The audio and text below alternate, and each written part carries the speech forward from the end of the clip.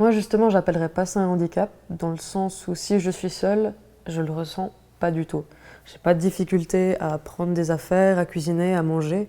Après, c'est justement quand on rentre dans un cadre qu'on ne connaît pas, j'ai tout à apprendre. Je m'appelle Vanda et en règle générale, je déteste m'ennuyer. J'aime le dessin, j'aime le chant, j'aime l'écriture, j'aime le cinéma, j'aime l'histoire. Tout a le potentiel de m'intéresser. Je suis autiste, je n'en souffre pas, je ne fais que réfléchir différemment.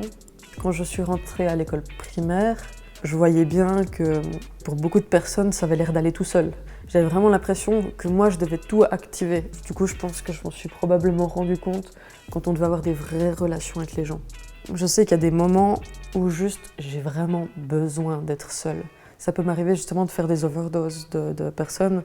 J'en ai vu toute la journée, j'en ai dans le train, ce qui théoriquement est super, mais ça me prend beaucoup d'énergie et je puise dans les réserves et juste, des fois, j'en peux plus, simplement.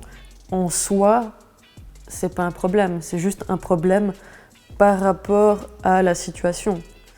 Mais par exemple, le fait de ne pas parler, pour moi, ce serait pas un problème. C'est juste que les personnes autour ne le comprennent pas forcément.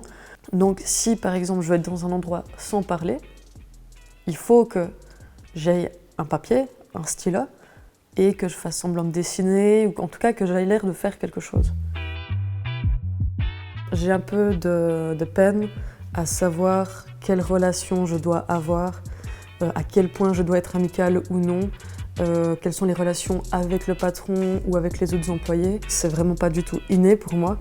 J'ai eu un potentiel employeur à qui je l'ai dit très ouvertement, parce que lui-même, dans son offre, montrait preuve d'ouverture.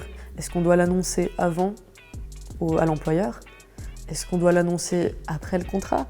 Donc c'est aussi beaucoup des questions qu'on se pose et finalement on ne devrait pas.